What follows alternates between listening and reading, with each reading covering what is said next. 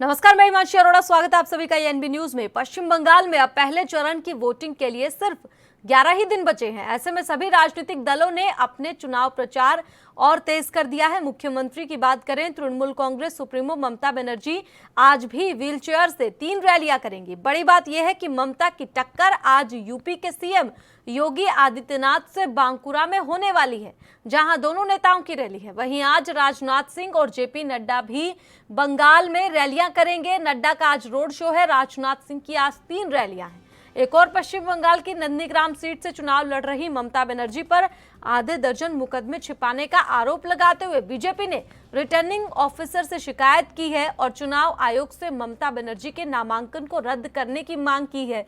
दूसरी ओर टिकट बंटवारे के बाद बीजेपी में कार्यकर्ताओं का हाईकमान के प्रति गुस्सा देखने को मिल रहा है। पार्टी मुख्यालय पर टिकट दावेदारों के समर्थकों ने हंगामा किया और प्रदर्शन किया है। वहीं बात करें ममता बनर्जी की, तो चोटिल होने के बाद भी अकेले चुनाव का मोर्चा संभालते हुए हुंकार लगातार ममता बनर्जी भर रही है। वहीं आपको बता दें, पश्चिम बंगाल में एमपी स्वपन दास गुप्ता को टिकट देकर बीजेपी फंसी हुई दिखाई दे रही है, क्योंकि टीएमसी ने राज्यसभा में मुद्दा उठाने की तैयारी कर ली है। टीएमसी दास गुप्ता की राज्यसभा सदस्यता को खत्म किए जाने को लेकर विशेष प्रस्ताव लाने को पूरी तरह से तैयार है।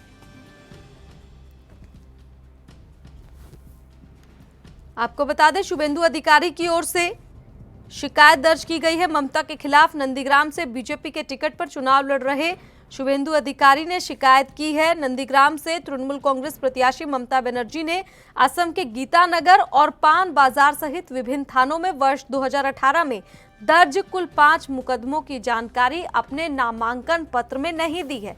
ये मुकदमे असम में एनआरसी को लेकर भड़काऊ बयानबाजी करने के आरोप में ममता बनर्जी पर दर्ज हुए थे। इसके अलावा 2008 की बात करें तो सीबीआई की ओर से कोलकाता में दर्ज कराए गए एक मुकदमे की जानकारी भी ममता बनर्जी की ओर से नहीं दी गई है और ये जानकारी छिपाने का आरोप लगा है ममता बनर्जी पर।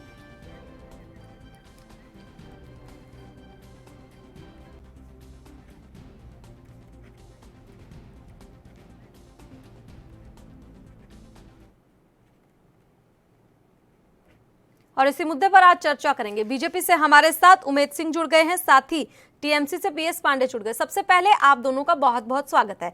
सीधा मैं आपके पास आना चाहूंगी। पहला सवाल उमेद सिंह जी आपसे है। एक और 3 दिग्गज बड़े नेता इस वक्त पश्चिम बंगाल में, राजनाथ सिंह, जेपी नड्डा और यूपी के सीएम योगी आदित्यनाथ रैलियां रोड शो करने वाले। दूसरी ओर ममता बनर्जी अकेली, लेकिन एक नारी सब पर भारी, क्या लगता है? क्योंकि वो यही कह रही है। देखिए, जो है ये चुनाव जो है जनता का होता है, जनता चुनती है और जनता में वेस्ट बंगाल में 10 साल के क्रियाकलापों से जनता जो है काफी नाराज है और वहाँ पूरी तरह से एक विकल्प मिला है भाजपा, जो कभी भी इससे पहले कभी मौका नहीं दिया था जनता ने। कांग्रेस को भी दिया, कम्युनिस्ट को भी दिया और ममता जी को भी दिया। तो आज जो है उसको एक नया पार्टी और नया जो है एक नई उत्साह है जनता की, इसलिए वो उत्साहित है। जनता जो है पूरी तरह से भाजपा की सरकार बनाने का मन बना चुकी है। आज पूरे बंगाल में खुशी की लहर है, जो एक विकल्प मिली है भारतीय जनता पार्टी और एक माननीय नरेंद्र मोदी जी का नेतृत्व मिल रहा है, उससे लोगों में उत्साहित है और खुश है। ठीक है, पीएस पांडे जी आपके पास आना चाहूंगी। क्या लगता है, एक नारी सब पर भारी, क्योंकि आज ममता बनर्जी की 3 रैलियां, वहीं दूसरी ओर पश्चिम बंगाल के 3 बड़े नेताओं की लगातार रैलियों पर रैलियां। मैडम, आपका बहुत बहुत अभिनंदन। ये हम अपने साथी बीजेपी के प्रवक्ता जी से मैं पूछना चाह रहा हूं कि ममता बनर्जी ने क्या दिया अपने शपथ पत्र में? वो तो रिटर्निंग ऑफिसर ने दे दिया कि वो चुनाव लड़ेंगी। शुभेंदु अधिकारी ने चैलेंज करके उनको अपने यहाँ बुलाया था, अपनी सहमत उन्होंने खुद से बुलाई थी जी, और ममता बनर्जी ने उनके चैलेंज को स्वीकार किया। ये जो आपने बहुत सही बात कहा कि एक नारी सब पर भारी, पूरा कैबिनेट पूरा देश को छोड़ करके मोदी जी पूरे अपने लाव लश्कर के साथ पश्चिम बंगाल में लगे हुए हैं। पूरे देश के जितने भी इनके भाजपाई कार्यकर्ता हैं वहां डटे हुए हैं। इसके बाद भी इनको ये नहीं लग रहा है कि हम चुनाव में प्री इलेक्शन जीतने वाले हैं या पोस्ट इलेक्शन सरकार बनाने वाले हैं। इसलिए ये लोग बहुत ही बौखलाए हुए हैं कि ये तो ऐसा प्रदेश दिखाई दे रहा है जहां हमारी दाल नहीं गल रही है, हमारी झूठ नहीं चल रही है। दूसरे दूसरे प्रदेशों में तो हमने अच्छे अच्छे लच्छेदार भाषण दे करके लोगों को अपने पक्ष में कर लिया, और यहाँ तो बंगाल में हमारी कुछ भी नहीं चल रही है, इसलिए ये लोग बौखलाए हुए हैं। ठीक है पीएस पांडे जी, आपको बता दें आधा दर्जन मुकदमे छिपाने का आरोप भी शुभेंदु अधिकारी की ओर से लगाया गया है और ममता बनर्जी के नामांकन को रद्द करने की मांग की गई है। मैडम, कोर्ट पर विश्वास सबको रखना चाहिए। हमको हमको विश्वास है अपने न्यायालय पर, और इन लोगों को भी भरोसा रखना चाहिए न्यायालय पर। रिटर्निंग ऑफिसर ने दोनों उम्मीदवारों को उम्मीदवारी को तय कर दिया है कि आप लोग चुनाव लड़िए। अगर इनको आपत्ति है, ये कोर्ट में आए, वहां पर सुप्रीम कोर्ट निर्णय कर देगा कि ममता बनर्जी गलत है या सही है। चलिए ठीक है, उमेद सिंह जी आपका इस बारे में क्या कहना है? शुभेंदु अधिकारी की ओर से जो कहा गया है, डर के मारे कहा गया है या फिर हक है इसलिए कहा गया है? नहीं, देखिए ये जो चीजें अभी आई है खुल के, ये बहुत ही शर्मनाक है। एक अच्छे नेता, एक मुख्यमंत्री 10 साल से है, जनता ने विश्वास किया है, और ये विश्वास, ये पूरी जनता का विश्वास का के साथ धोखा है, इलेक्शन कमीशन के साथ धोखा है, न्याय के साथ धोखा है। जब वो कॉलम दिया गया है तो आप अपना ओपनली जो भी है उसको बताना चाहिए, और अगर ये छुपाया गया है तो इससे बढ़ करके झूठ और धोखा जनता के साथ और नहीं हो सकता। ये तो उसी तरह से हुआ जिस तरह से जनता किसानों के साथ धोखा दिया ममता दीदी ने, उनका पैसा रोक दिया और पूरे देश में मिल रहा है और उनको 6,000 रुपए नहीं मिला, उसको रोक दिया गया। उससे क्या फायदा इनको मिला, किस तरह का फायदा उठाई है ये पता नहीं चलता गरीबों को और किसानों का पैसा रोक करके। आज इस तरह से जो है इस चीज में छुपा रहे हैं, आज ये छुपा करके इस तरह से उनके ऊपर क्रिमिनल केसेज हैं, और इन केसों को जो है 8-8 केस को छुपा करके वो क्या बताना चाहती हैं जनता से। जनता के बीच रहने वाले नेता को, चाहे वो हमारी पार्टी का हो चाहे किसी भी पार्टी का हो, लेकिन इस तरह से फरेब, झूठ, और ये 420 का मुकदमा बनना चाहिए सीधे सीधे उनके ऊपर, इसकी जांच करके अगर ये सत्य है तो। इस तरह से अगर गुमराह करने लगेंगे एक छोटे नए छुटभैया नेता तो इस तरह से कर सकते हैं। क्रिमिनल लड़ने वालों के इच्छुक जो होते हैं वो लोग इस तरह छुपा सकते हैं, लेकिन वो भी पकड़े जाते हैं। और एक प्रदेश की जो है विश्वास करने वाली जनता ने, पूरा बंगाल ने दीदी के ऊपर भरोसा किया, विश्वास किया। इतनी सीनियर नेता होते हुए और वो कानून का उल्लंघन करें, वो गलत बयानबाजी, गलत इंफॉर्मेशन दे जनता के सामने, ये बहुत बड़ा, इससे बढ़ के ये बहुत बड़ा जो है गलत है। इसका जो है पूरी तरह से मैं इसका जो है कभी भी मैं इसका सपोर्ट नहीं कर सकता, मैं इसका पूरी तरह से विरोध करता हूँ। इससे मुकदमा बनना चाहिए। ठीक है उमेद सिंह जी, लेकिन आपने बात जो किसानों की है कि किसानों का पैसा रोका, लेकिन किसान वहां पर आप लोगों के विरोध में गए हैं रैलियां करने, प्रदर्शन करने। मैं बार बार कहा कि ये कोई किसान नहीं है, मैं अभी तक कभी नहीं कहा हूँ, लेकिन अब खुल के कह रहा हूँ कि ये पैसे के ऊपर बिक रहे हैं, ये किसान नहीं हो सकते कभी, ये किसान के हितैषी नहीं हो सकते। जब दीदी ने 6,000 रुपए किसानों का रोका था, पूरे देश में मिल रहा था, तो ये किसान बंगाल में क्यों नहीं गए कि इनको क्यों नहीं मिल रहा है किसान के हित में? आज किसानों को धोखा देने के लिए आज ये पैसे के ऊपर बिक रहे हैं। जिस तरह से कल इनका फुटेज ओपन हुआ है, वो किस तरह का किसान है? ये किसान हो ही नहीं सकते।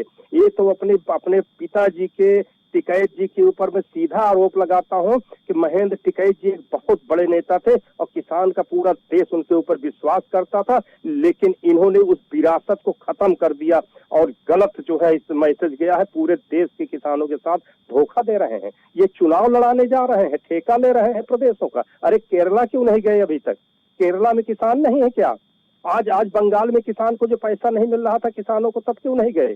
तब किसानों की हमदर्दी नहीं थी। आज चुनाव में गए हैं तो ये चुनाव लड़ाने गए हैं, ये किसान कहलाते हैं? ये किसान हो ही नहीं सकते हैं। ये वाकई में जो पहले कुछ लोगों ने बयान दिया था वो एकदम सत्य है कि ये लोग देशद्रोही हैं, वाकई में देशद्रोही हैं। ये कभी देश हितैषी, किसान हितैषी, गरीब हितैषी नहीं हो सकते। पीएस जी आपके पास आना चाहूंगी, जवाब दीजिए। जो बात कही गई है कि ममता बनर्जी को इस तरीके से चीजें या केस छुपाना नहीं चाहिए, तो फिर क्यों छुपाया गया? मैडम, पश्चिम बंगाल की जनता अच्छी तरीके से जानती है कि हमारी ममता बनर्जी कैसी है, नेता हैं, और जनता की अदालत में अब जो है 1 अप्रैल को जो चुनाव पड़ेगा उसमें फैसला हो जाएगा। नंदीग्राम की जनता कर देगी। और जनता की अदालत से कोई बड़ी अदालत नहीं होती। ये फर्जी मुकदमे अगर हुए भी होंगे तो उसको शीर्ष अदालत हम बैठी हुई है, हाई कोर्ट बैठा है, सुप्रीम कोर्ट बैठा है, उसको तो कम से कम बीजेपी के लोग मानेंगे। रह गई बात किसानों की, ये तो किसान जो अपनी आवाज उठाएगा वो देशद्रोही है। हम अगर श्री राम नहीं बोलेंगे तो हम देशद्रोही, हम देश में रहने के लायक नहीं है। ये लोग पता नहीं क्या क्या डिफिनेशन देते हैं, कौन कौन सी परिभाषा करते हैं, और टिकैत को ये कहते हैं कि वो किसान नहीं है। अरे किसानों का नेता है वो। और आप कहां पर हैं? आप तो इतने दिनों से पानी की बौछार दे करके, कील ठोंक करके, गड्ढे खोद करके पूरे किसानों को बर्बाद कर दिया आप लोगों ने। और 3 बिल आप लोग अपने जिद में वापस नहीं कर रहे हैं, उसका खामियाजा आपको पश्चिम यूपी देने जा रहा है। आप अपने मुगालते में मत रहिए। ठीक है, उमेश सिंह जी आपके पास आना चाहूंगी। बीजेपी कार्यकर्ताओं ने प्रदर्शन किया है, टिकट बंटवारे के बाद बीजेपी के कार्यकर्ता ही प्रदर्शन करते हुए दिखाई दे रहे हैं, तो क्या लगता है इसका असर भी चुनाव पर पड़ेगा? देखिए हिमांशी अरोड़ा जी, ये बड़ा स्पष्ट होता है, सभी पार्टियों में होता है जिनको टिकट मिलता है, क्योंकि टिकट एक क्षेत्र में एक ही लोगों को मिल सकता है। और जिस पार्टी में जी उतना ज्यादा है उस पार्टी में लड़ाई होती है टिकट की। तो ये स्वाभाविक है, कुछ नाराजगी होती हो, नाराजगी जो है फिर उनको विरोध होता है, उनका विरोधाभास होता है, वो जाहिर करते हैं और उनको फिर आपस में समझा लिया जाता है और वो उनको कहीं ना कहीं बाद में एडजस्ट किया जाता है। ये एक परिवार की बात होती है, हर पार्टियों में होती है। लेकिन आज जो किसान नेता की बात जिस तरह से कल फुटेज आया है कि एक मैडम जो है, वो नाम में भूल रहा हूँ, वो कह रही हैं कि आप जाइए ऊपर मंच पे, हम नहीं आएंगे और पूरी व्यवस्था आपको मिलती रहेगी, उनको एक लिस्ट भी देती हैं। ये एक बहुत ही शर्मनाक चीज है। ऐसा कर करके आज माननीय महेंद्र टिकैत जी का खुद अपने फादर का इन्होंने अपमान किया है। ये बहुत दुखद है। इस तरह से किसानों के साथ धोखा नहीं देना चाहिए, किसानों को गुमराह नहीं करना चाहिए।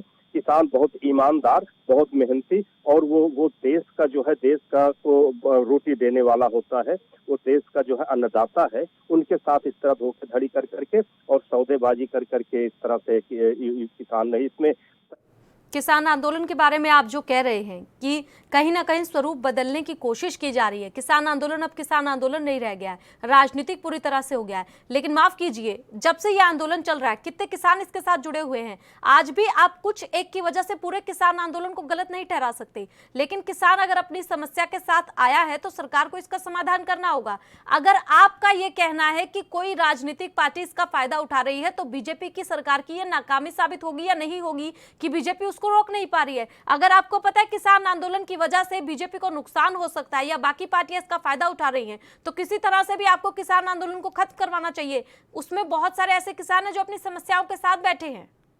निश्चित तौर पे हिमांशी जी, ये दावा करता हूं कि किसान भारतीय जनता पार्टी माननीय नरेंद्र मोदी जी के साथ है और पूरी तरह से वो खुशहाल है और जो बिल लाया गया है उसके समर्थन में है। वो कतई किसी हाल में जो है वो बाहर और नाराज नहीं है। तो बिल के बारे में बार बार पूरे देश के सामने 13 बार बैठकें किया गया और ये किसान जो केवल जो है इस तरह के ठेके पे चल रहे हैं, ठेकेदारी पे कर रहे हैं, नहीं तो वो जो जवाब नहीं दे पा रहे हैं और लोग हताश थे, निराश थे कि कारण क्या है। लेकिन कारण अब खुल के सामने आ गया। एक एक परतें अब इनकी खुलती जा रही है पोल। अब पूरे देश का किसान देख चुका है कि ये लोग क्या कर रहे थे और माननीय प्रधानमंत्री जी किस तरह से किसानों के साथ खड़े हैं, किस तरह से वो एक अच्छा बिल लाए हैं, एक ओपन मार्केट लाए हैं। तो ये लोग बंधुआ मजदूर क्यों बनाना चाहते हैं, वो पोल कल खुल गया है पूरे देश के सामने। ये पोल पहले भी पता चल गया था, पहले से रिपोर्टिंग आ गई थी, पहले भी जांच के घेरे में आ गए थे, लेकिन इन लोग मानते नहीं थे। आज सारे आप कह रहे हैं कि ये जो तीनों बिल हैं ये किसानों के फेवर में है, किसानों के लिए अच्छे हैं, लेकिन पंजाब और हरियाणा के किसान ये समझ नहीं रहे हैं, जिसके चलते जो महापंचायतें हो रही है वहां पर भीड़ आप देखने को मिल रही होंगी। समझाने की कोशिश क्यों नहीं की जा रही सरकार की ओर से? बिल के फायदे समझाइए ना आप, अगर नहीं समझ रहे हैं तो। कैसे समझेंगे? एक तरफ देखिए, कल का फुटेज देखिए, अब तो आप इसको मानिए, आप अपने आप के चैनल के जरिए आज पूरा देश कम से कम सुने। जो फुटेज कल का दिखा दीजिए कि जो चीज आया है सामने, अब तो विश्वास पूरा देश आज जो है ठगा सा महसूस कर रहा है पूरे देश का किसान। किस तरह से उनके साथ धोखा हो रहा है। आज आज पूरे देश में केवल पंजाब में इस तरह की प्रॉब्लम है और पूरे देश का किसान में प्रॉब्लम नहीं है। पूरे देश का किसान आज खुश है। आज 150 दिन में त्राह त्राह मच जाती, लेकिन आज धीरे धीरे एक एक करके पूरा आंदोलन का साथ छोड़ते जा रहे हैं। जैसे जैसे किसानों को ये पता चल रहा है कि ये 5 स्टार होटल की तरह लोग मजा कर रहे हैं, सुविधाएं मिल रही है और पॉलिटिशियन जो है विरोधी जो है जो नरेंद्र मोदी विरोधी लोग हैं वो लोग केवल इनकी मदद कर रहे हैं। आज ये पोल खोलते ही लोग इनका साथ छोड़ते चले जा रहे हैं। आज ये ठेका लेने, चुनाव जिताने और हराने की ठेका लेकर के पहुंच रहे हैं। आज ये पूरे क्षेत्र, पूरे देश के सामने इनका मुखौटा जो है वो उतर गया है। आज ये पूरी तरह से ओपन हो चुके हैं। आज इनकी तरफ से पूरा विश्वास देश के किसानों का हट गया है और आज किसान पूरी तरह से पूरा देश माननीय नरेंद्र मोदी जी के साथ खड़ा है। अभी यहाँ का भी रिजल्ट आएगा, आप देखिएगा बंगाल का क्या हाल होता है। चलिए ठीक है, जो भी राजनीति कर रहे हैं आप उनके खिलाफ है, लेकिन जो वाकई में किसान अपनी समस्या के साथ बैठा है या फिर तमाम ऐसे किसान हैं जो महापंचायत में इस उम्मीद के साथ, इस आस के साथ जाते हैं कि कानून रद्द हो जाएंगे, हमारे नेता जो है लगातार आंदोलन कर रहे हैं, तो ये कानून उनको समझ में नहीं आ रहा है या फिर अपने लिए फायदेमंद नहीं लग रहा है, ये देखना और ये सुनिश्चित करना और ये बात लोगों तक पहुंचाना सरकार की जिम्मेदारी है। लेकिन सरकार का पूरा फोकस इस वक्त किसान आंदोलन से हटते हुए सिर्फ और सिर्फ चुनाव पर दिखाई दे रहा है। देखिए, वो पूरी तरह से जो समझना नहीं चाहते हैं वो मुट्ठी भर लोग बचे हैं जिनको समझना ही नहीं है। और न समझने का कारण तो आप बार बार ओपन हो रहा है जनता के सामने और जनता सब समझ गई है, लेकिन वो नहीं समझना चाहते क्योंकि उनका ये व्यवस्था कैसे मिलेगी मंच पे, क्योंकि मंच पे लोग नहीं जाएंगे, व्यवस्था उनको देंगे तो व्यवस्था मिलेगी कहाँ से, ये तो लोग समझ गया है। तो वो कैसे समझेंगे, उनको व्यवस्था चाहिए, तो वो व्यवस्था कमाने निकले हैं, किसानों के भले के लिए नहीं निकले हैं। किसानों के भले के लिए निकलते तो एक ओपन मार्केट मिल रही है, क्यों नहीं बताते कि ओपन मार्केट में इनका क्या नुकसान हो रहा है। जब पूरे किसानों का फायदा हो रहा है तो इनका गुत्थी भर किसानों का जो है ठेकेदारों का किस लिए जो है इनका व्यवस्था नहीं मिलेगी। केवल इसके लिए प्रचार प्रसार के लिए अपने लगे हुए हैं, क्यों ऐसा कर रहे हैं। ये क्या जिताएंगे, ये चुनाव जिताएंगे जो अपनी जमानत जब्त करवा चुका हो अपने क्षेत्र में। अरे ये जो है ये माननीय किसान नेता देश के एक बड़े नेता थे महेंद्र टिकैत जी, उनका जो है फायदा उठा करके उनके जो है उनके किए गए कामों पे ये पानी फेर रहे हैं। ये अच्छी बात नहीं है, उसको इनको मेहनत करना चाहिए। विश्वास अपना खत्म कर चुके हैं देश के किसानों के सामने, तो इससे जो है ये लोग। जी पीएस जी, आपके पास आना चाहूंगी। तमाम आरोप लगाए गए हैं बीजेपी की ओर से, विपक्ष पर साफ तौर पर पैसे देकर, ठेका देकर बुलाया गया किसानों को और किसानों का समर्थन हासिल करने की कोशिश की जा रही है। आंदोलन तो पूरी तरह से राजनीतिक हो चुका है। मैडम, आज 111वां दिन आंदोलन का हो गया और ऐसा कोई आंदोलन नहीं होता जो जब तक वो जन आंदोलन के रूप में न परिवर्तित हो जाए कि उसको पैसा दे करके प्रायोजित करके आप उसको चला सके। जब तक वो जन भावना से जब आंदोलन कोई जुड़ जाता है और आंतरिक रूप से वो पैठ बना लेता है, जब किसान, तभी ये इतना लंबा आंदोलन चलता है। किसान कह रहा है कि हमको आपकी दी हुई जितनी सुविधाएं हैं, जो तीनों बिल में आप हमको दे रहे हैं, हमको आपकी भलाई नहीं चाहिए। आप बिल हमारे लिए ला रहे हो और हम कह रहे हैं कि हमको नहीं चाहिए, फिर आप हमारे ऊपर क्यों थोप दे रहे हो। और हमारे अगर मित्र बैठे हैं कह रहे हैं कि ये बिल बहुत ही फायदेमंद है। अगर ये किसान है तो जरा हमको बता दें कि ये किसान, ये इनके घर में गेहूं हुआ होगा ना, धान हुआ होगा ना, ये धान कितने रुपए कुंटल बेचे हैं। एमएसपी अगर 1868 की थी तो 800-900 रुपए में बिका है और ये कह रहे हैं कि हम फायदा पहुंचा रहे हैं। अरे आपके बिल लाने के पहले अडानी साहब का स्टोरेज बन चुका था। ठीक है, देखिए किसानों की समस्या एक तरफ है, किसान आंदोलन का समाधान निकालना एक तरफ है पीएस जी, लेकिन उसका राजनीतिक लाभ उठाना कहां तक वाजिब है। हर एक किसान जो पैसे के लिए वहां पर नहीं बैठा है, एमएसपी के लिए बैठा है कि फसलों का सही दाम नहीं मिल रहा है, इसलिए तो किसान आंदोलन कर रहे हैं कि एमएसपी नहीं मिल रहा है। लेकिन वो हर किसान पश्चिम बंगाल जा रहा है, हर किसान तो पश्चिम बंगाल जाने में सक्षम नहीं है। नहीं, वहां पर के किसानों को भी बतलाना पड़ेगा, पूरे देश के किसानों को बतलाना पड़ेगा कि जो ये देश में कानून लागू होगा वो सबके लिए लागू हो जाएगा। किसान भाइयों जागो और अपने हक की लड़ाई लड़ो, तो आपने खुद ही बताया कि 111वां दिन है आज, लेकिन अब जब पश्चिम बंगाल में चुनाव है उसी दौरान किसान वहां पर पहुंच रहे, उससे पहले तो नहीं गए जागरूक करने के लिए। मैडम उसके पहले तो इन्होंने कील कांटा सब ठोक ठाक करके रखा कि हम आपको निकलने नहीं देंगे। अब जाड़े के दिन में बौछार किया इन्होंने पानी पर। इनके घर का कोई आदमी था जो जाड़े में जो है आधी रात को बैठे ठंडक में, और वो भी पानी से सराबोर होकर के।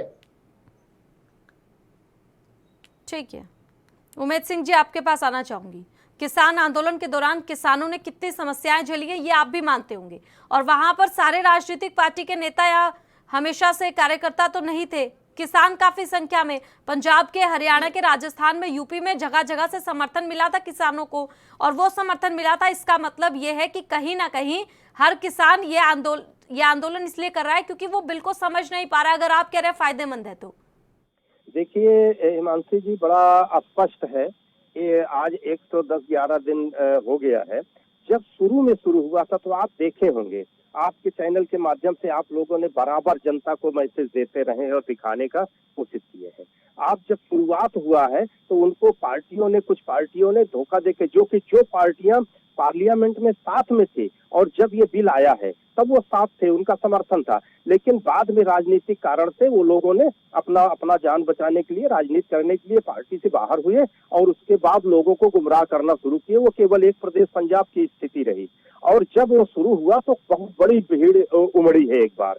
लेकिन जैसे जैसे कर करके लोगों को धीरे धीरे पता चलता गया, 1 मीटिंग, 2 मीटिंग, 3 मीटिंग खुले मन से प्रधानमंत्री जी आमंत्रित करते रहे, और हमारे जो है कृषि मंत्री नरेंद्र तोमर जी, माननीय राजनाथ सिंह जी, पीयूष गोयल साहब, सारे एक सीनियर नेताओं की टीम बनाई गई और बार बार इनके साथ बैठक बुलाया गया और हमेशा पूछा गया कि दिक्कत क्या है। अगर छोटी मोटी दिक्कतें जो बताए उसको जो है तुरंत उसको सॉल्व करने के लिए आश्वासन दिया गया। उसके बाद जब कोई दिक्कत इनके पास 13 बार मीटिंग में नहीं निकल पाया कि दिक्कत है क्या, तो उसके बाद ये लोगों के पास कोई चारा नहीं रह गया अभी बैठक करना बंद करके, और उसके बाद तब धीरे धीरे इनके साथ जनता, देखिए किसान भागना शुरू कर दिए। जो 1 प्रदेश 1.5 प्रदेश के लोग इनके साथ थे वो भी आज इनके साथ हट गए, और आज जाकर के एकदम धीरे धीरे एक पे एक पर से निकलती जा रही है।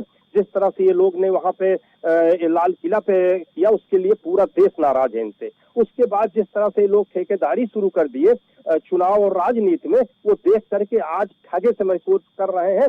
जो इनके साथ लगे हुए हैं वो भी आज ठगे से महसूस कर रहे हैं। माननीय नरेंद्र मोदी जी ने वादा करके आए थे किसानों से कि मैं 2022 तक आप लोगों की आय दोगुनी करेंगे, और वो व्यवस्था उन्होंने फर्स्ट दिन से देना शुरू किया, यूरिया से लेकर के और 6000 तक कैश किसानी खेती करने के लिए, और इनका जो है फसल बीमा और इन सब बहुत सारी तमाम चीजों की सुविधा दिया। और उसके साथ में आज इनको जो रेट पाना चाहिए, जो इनको मूल्य पाना चाहिए, आज उसी मूल्य के लिए इनको एक ओपन मार्केट दी गई। जो मार्केट पहले की है व्यवस्था वो सेम रहेगी, उसके साथ एक एक्स्ट्रा व्यवस्था इनको दी गई। क्यों मुट्ठी भर लोग कहना चाहते हैं, क्यों 85% सीमांत किसान, गरीब किसान खुशहाल है कि हमको रास्ता मिल रहा है, क्यों 15%, 10% लोगों ने इस तरह, उसका मतलब कि वो नहीं मानना चाहते हैं, बरगलाना चाहते हैं। उसका कारण रहा है जो कल का आपका सीधी सामने आई है, तो कल का पिक्चर सामने आया है, जो ठेकेदारी की चीजें सामने आई है, वो तो पोल खुल गया। आज ये किस मुंह से अब कहेंगे किसानों को? अब किसान इनके साथ, कोई किसान नहीं रह जाएगा। आप देखिए एक एक करके सब बाहर हो रहे हैं, और ये वादा है भारतीय जनता पार्टी माननीय नरेंद्र मोदी जी का कि वो किसानों के हित में खड़े रहेंगे और खड़े हैं और उनके लिए सुविधाएं देंगे। निश्चित तौर पर उनको फायदा होगा, वो इंतजार करें ये लागू हो और उसके बाद देखें कि इसका फायदा नुकसान क्या होता है। जी कुछ बोलना चाहते, बोलिए। हेलो जी बोलिए पीएस जी, क्या कह रहे थे आप? मैडम, मैं ये कह रहा हूँ कि इन्होंने जो ये कहा कि किसान आंदोलन दिनों दिन खत्म हो रहा है, तो ये तो झूठ बोलने वाले लोग हैं, केवल झूठ बोलते हैं। आप भी देख रही होंगी, आप टीवी की सम्मानित एंकर हैं, और पूरा देश देख रहा है कि किसान आंदोलन दिनों दिन बढ़ रहा है। ये कितना झूठ बोलेंगे, और ये आंदोलन इनके गले की फांस बन चुकी है। जब तक अच्छा, ये इनको एमएसपी पर गारंटी, मतलब वो बिल बना देने में, कानून बनाने में क्या दिक्कत आ रही है, लेकिन इनको जो भी दिक्कत आ रही है उसको जनता के सामने बोलेंगे नहीं, केवल झूठ फैलाएंगे कि किसान आंदोलन, जो किसान बैठे हुए हैं वो सही किसान नहीं है, वो फर्जी किसान है, और वो जो है धीरे धीरे खत्म हो रहे हैं। अरे अपने प्रायोजन को बंद कर दीजिए, ये प्रायोजित चीजें बहुत दिन नहीं चलेंगी। और आपको मैं बताऊं, मैं माननीय मोदी जी के ऊपर कुछ कहना नहीं चाहता था, लेकिन मैं जरूर एक शब्द जरूर बोलूंगा कि आधा अधूरा चीज नहीं बोलना चाहिए। जिस तरीके से शायरी भी वो बोलते हैं संसद में खड़ा होकर के कि न न माझी न रहबर न हक में हवाएं, अरे उसका तो पूरा लाइन पढ़ दिए होते, उसमें फकीरी भी आई थी, जिसके लिए हमारे माननीय मोदी जी ने कहा था कि अरे यार मैं तो फकीर हूं, झोला उठाऊंगा और चल दूंगा। तो कहते हैं कि मैं देश नहीं बेचूंगा, मैं देश को बिकने नहीं दूंगा, और सारी चीजें आप बेच रहे हैं। सारी देश की नवरत्न कंपनियां बिक रही हैं, जिसको 70 सालों में हमारे देश के नौजवानों ने, किसानों ने, गरीबों ने, मजदूरों ने अपने पैसे से, अपनी मेहनत से बना के खड़ा किया है, उसको आप धीरे धीरे बेच डालो। और अभी 2 दिन, आज भी बैंक बंद है। बैंक को किसी नेता ने प्राइवेट से सरकारी किया। आप आज सारी सरकारी चीजों को आप प्राइवेट कर रहे हो, सबको बेच रहे हो, इसलिए कि आपका मैनेजमेंट इतना बुरा है कि आप अपनी संस्थाओं पर लगाम नहीं पा रहे हो, और उनको जो है ऐसे स्थिति में डाल देते हो कि कहते हो कि ये घाटे में चल रही हैं, इनको हम बेच देंगे। अरे सपूत क्या हो, कपूत हो, कपूत तो लोग, ऐसे लोग जो अपनी बाप दादा की संपत्तियां बचा करके नहीं रखते हैं, उनको कपूत कहा जाता है। चलिए ठीक है पीएस जी, आखिरी प्रतिक्रिया ले लेते हैं उमेद सिंह जी से। ये पांडे जी को कोई जानकारी नहीं है, तैयारी करके नहीं आए हैं, उनको नहीं पता है कि अभी जो सबसे पहले प्रदर्शन शुरू किए थे पंजाब और हरियाणा के ही वही टीम ने अभी पूरा जो है वो अपना हट गया जो है इसमें आंदोलन से। इनको ये जानकारी नहीं है, इनको जानकारियां जो नहीं है, अभी किसानों का एक चीज को बताएं कि कौन सी चीज को बेच लिया है। ये लोग एक झूठ का पुलिंदा बना करके और झूठा दूसरे को बताते हैं, केवल ये विपक्ष के पास कुछ रह नहीं गया है। 2 दिन की हड़ताल पर है, आपको पता होगा। हड़ताल चल रहा है, उनका स्वाभाविक, उनका अपनी मांग है, उसके लिए बैठक होगी, उसके लिए वित्त मंत्री उसके साथ बैठक करेंगे। और खिलाफ ही मांग है, दूसरी ओर रेलवे को बेचा जा रहा है, ये भी किस रेलवे को, कौन से रेलवे को बेचा गया, थोड़ा सा बताएं। किसी एक विभाग को बताइए कौन सा बेचा क्या गया है। ये शुरू से आज नहीं, ये तो 50 सालों से चल रहा है कि इसको निजीकरण किया गया जाते हैं। कई चीजों को, कई कंपनियों को, कई सरकारी चीजों को निजीकरण में किया गया है। ये तो बेचना नहीं होता। ये बेचना कौन कह रहा है, कौन बेचा है, किसको बेचा है? एक कंपनी को कोई बताए कि बेचा क्या गया है। लोगों को जानकारी नहीं होती है, आधी जानकारी पे बोलने लगते हैं। वो जानना चाहिए कि ऐसा कुछ नहीं है। इसको देश को विकास के लिए जिसमें फायदा होगा, जिसमें देश का नुकसान न हो, गरीबों का नुकसान न हो, वो चीज किया जाता है, वो कदम उठाया जाता है। देश को आगे ले जाने के लिए देश किसी चीज को चला पाने में नाकाम साबित हो रही है और उसके बाद प्राइवेट सेक्टर उसे चला रहा है, तो आपके शब्दों में से क्या कहेंगे फिर, अगर बेचना नहीं कहेंगे तो? आप किसी को इसको बेचना नहीं कहते। आप इसके पहले देखिए कि 2014 से पहले कितनी कंपनियां प्राइवेट में दी गई हैं, उसका आप इतिहास निकाल के देखिए तो आपको जानकारी हो जाएगी। मनमोहन सिंह जी का बयान देखिए, उससे जानकारी हो जाएगी। आज कितनी कंपनियां पहले दी गई। ठीक है, समय का अभाव है। आप दोनों हमारे साथ जुड़े, आप दोनों का बहुत बहुत शुक्रिया। तो सवाल बहुत सारे हैं, लेकिन जवाब तलाशने का प्रयास लगातार एएनबी न्यूज करता रहेगा। फिलहाल इस खास कार्यक्रम में इतना ही। आप देखते रहें एएनबी न्यूज। नमस्कार।